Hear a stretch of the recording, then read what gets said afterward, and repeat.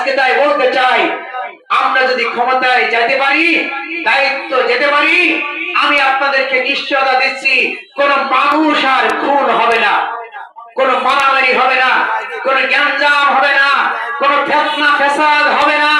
আমাদের মুরব্বীরা যারা আজকে অল্প টাকা ভাতা পাচ্ছে, আমাদের নেতা ডাক্তার শফিকুর রহমান বলেছেন তাদেরকে তাদের সন্তানের কাছে হাত পাতা লাগবে না, এমন ভাতা দেওয়া হবে যাতে তারা ঔষধ, তাদের প্রয়োজনীয় খাদ্য খাবার, নাতি পুতি নিয়ে তারা যে কদিন বাঁচিয়ে থাকে, বেঁচে থাকতে সেজন্য চলতে পারে, এরকম সম্মানজনক ভাতার ব্যবস্থা করা হবে।